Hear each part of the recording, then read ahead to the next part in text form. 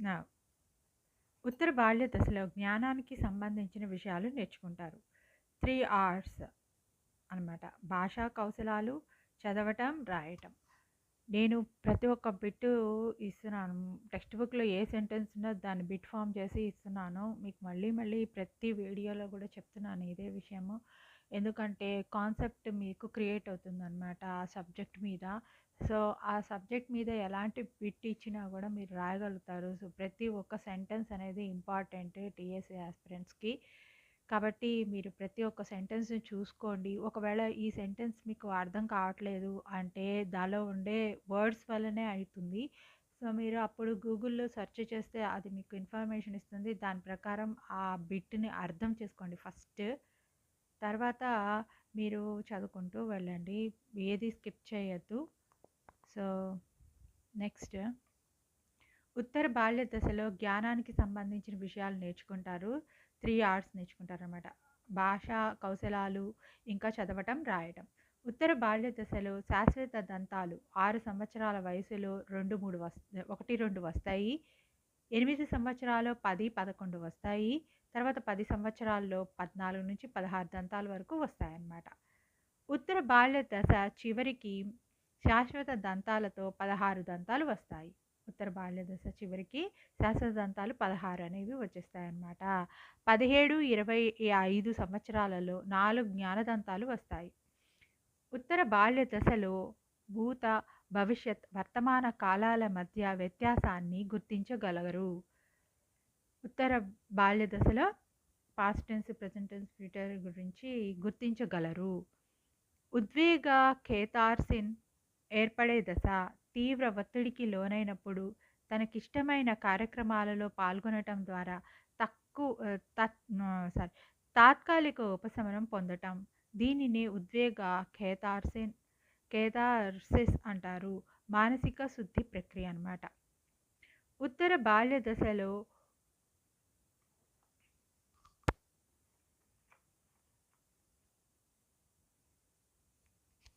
ఉద్వేగాలను ప్రకటించటంలో పిల్లలు స్వీయ క్రమబద్ధతను పాటిస్తారు. సెల్ఫ్ రెగ్యులేషన్‌ని పాటిస్తారనమాట ఉత్తర బాల్య దశలో.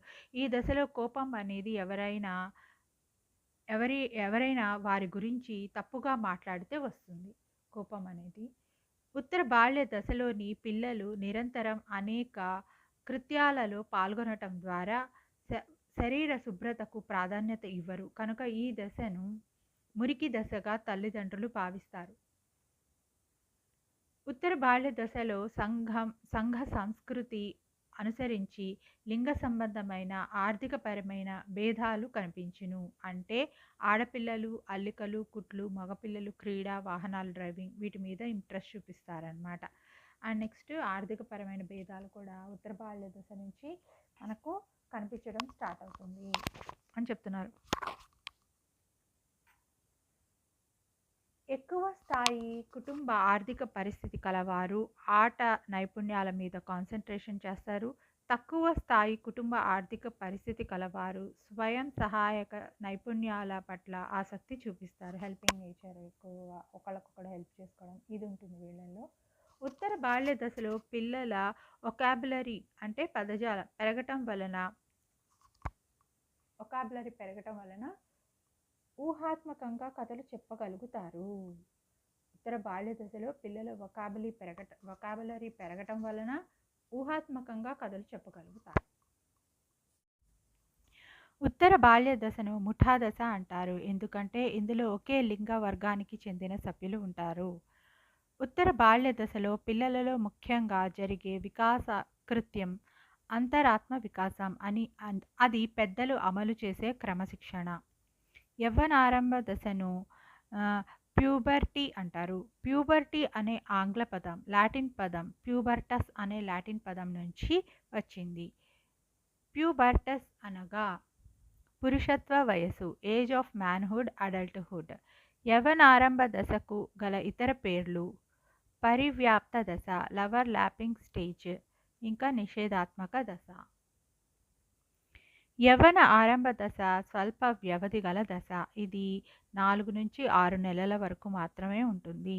యవ్వన దశ అనేది లైంగిక వ్యవస్థలో పరిపక్వత వచ్చి పునరుత్పత్తి సామర్థ్యం పెంపొందుతారు అని రూత్ వెల్లడించారు. అబ్బాయిలలో విడుదలయ్యే లైంగిక హార్మోన్లను ఆండ్రోజన్స్ అని, టెస్టోస్టిరాన్ అని అంటారు. అమ్మాయిలలో విడుదలయ్యే లైంగిక హార్మోన్లను ఈస్ట్రోజన్స్ ఇంకా ప్రొజెస్టిరాన్లు అని అంటారు. కౌమారంలో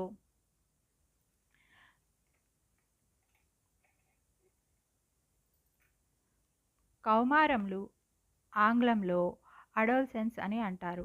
అడోల్సెన్స్ అనే ఆంగ్ల పదం అడోల్సరీ అనే లాటిన్ పదం నుండి వచ్చింది.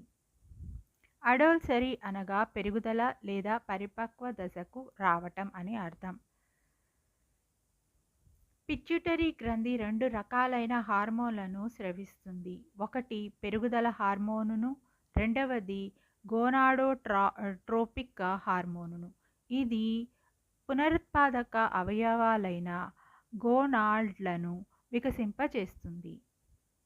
కౌమార దశ ఒత్తిడి ఒడిదుడుకుల దశ అని అన్నారు జి. స్టోన్లీ హాల్. కౌమార దశ శారీరక, మానసిక, ఉద్వేగ, సాంఘిక, నైతిక ఒత్తిడులను అధిగమించే దశ అని కోహ్లెన్ పేర్కొన్నారు. మానసికంగా, ఉద్వేగపరంగా, సామాజిక పరంగా బాలబాలికలు బాల్య దశ నుంచి వయోజన దశకు చేరే కాలం అని చెప్పేసేసి జెర్సిల్ట్ పేర్కొన్నారు. కౌమార దశను ఆయన పేర్కొన్నారు అన్నమాట జెర్సిల్ట్. ఒక వ్యక్తి యొక్క శరీర స్వరూపం, అతని లైంగిక గుర్తింపుతో పాటు వ్యక్తిగత లక్షణాలు చాలా స్పష్టంగా కనిపిస్తాయి. సామాజిక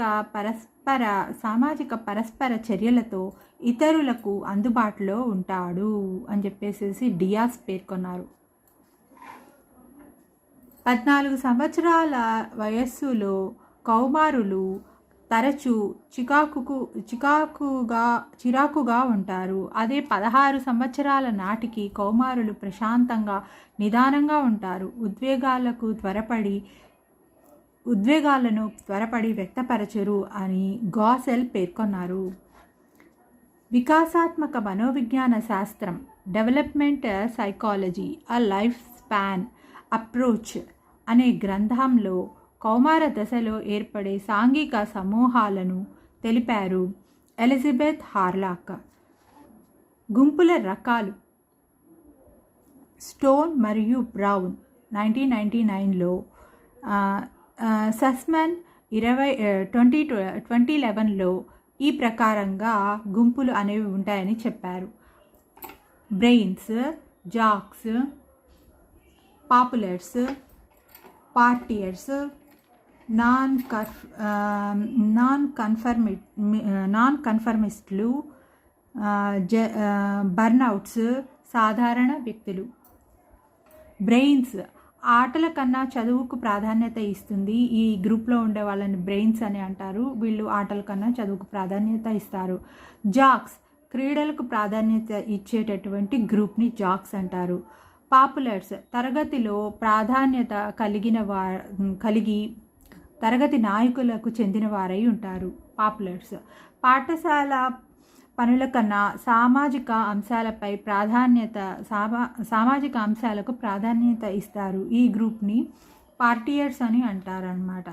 సాంప్రదాయేతర దుస్తులు, సంగీతాన్ని అభిలాషించేవారు, వీరిని నాన్ కాన్ఫర్మిస్టులు అని అంటారు. మత్తు పదార్థాలకు అలవాటు పడిన సమస్యాత్మక వ్యక్తులతో కూడిన గ్రూప్ని బర్నౌట్స్ అని అంటారనమాట. సాధారణ విద్యార్థుల నుంచి మంచి విద్యార్థులతో కూడిన గుంపు సాధారణ వ్యక్తుల గుంపు.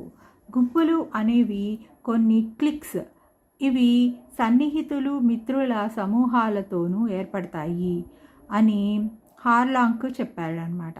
క్లిక్స్ ఇందులో 5 నుంచి 8 మంది సభ్యులు ఉంటారు. ఈ గ్రూప్లో క్లిక్స్ అనే 5 నుంచి 8 మంది సభ్యులు ఉండేటటువంటి గ్రూప్ని క్లిక్స్ అని అంటారన్నమాట. సభ్యులు సాధారణంగా ఉంటారు.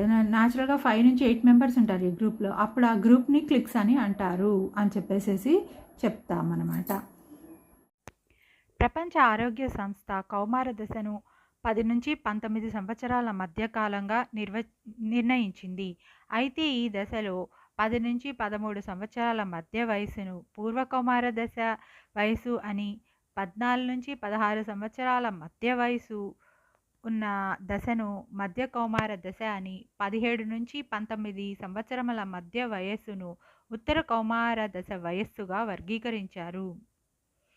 గుస్టాన్లీ బార్న్ రచించిన the crowd, a study of popular mind 1895లో ఆయన రచించారు. ఇందులో ఆయన ఏమి చెప్పారంటే, వ్యక్తి యొక్క చేతనాత్మక ప్రవర్తన మరుగున పడిపోతుంది సమూహంలో అని, సమూహం యొక్క మనసు సమూహం యొక్క ప్రవర్తనను ప్రభావితం చేస్తుందని తెలిపారు. ఓకే, శిశువు చేసుకునే మొదటి సర్దుబాటు నవజాత శిశువు. నవజాత శిశువుగా ఉన్నప్పుడు ఫస్ట్ శిశువు సర్దుబాటు అనేది చేసుకుంటాడు. స్టార్టింగ్ నుంచి అతనికి సర్దుకోవడం అలవాటు అయిపోవాలి. నవజాత శిశువు పుట్టంగానే అతడు సర్దుబాటు దశ చేసుకుంటాడు అన్నమాట. నవజాత శిశువు నుంచే ప్రారంభమవుతుందని చెప్తున్నాను. వివిధ వికాసాలు, వాటి రకాలు. వ్యక్తి బాహ్య స్వరూపంలో అంతర్గత అవయవాలలో తగిన పెరుగుదలను చూపడాన్ని శరీర వికాసం అంటారు. శరీర వికాసం పరిధిలోకి వచ్చే అంశాలు ఏంటంటే, నాడీ వ్యవస్థ, కండరాల వ్యవస్థ, అస్థికల వ్యవస్థ, అంతఃస్రావ్య గ్రంథుల వ్యవస్థ, శారీరక ఆకృతి, చలన వికాసం, ఇంద్రియ వికాసం. శారీరక వికాసం అనేది వ్యక్తి యొక్క చలనాత్మక రంగం వికాసంతో ముడిపడి ఉంటుంది. ఇది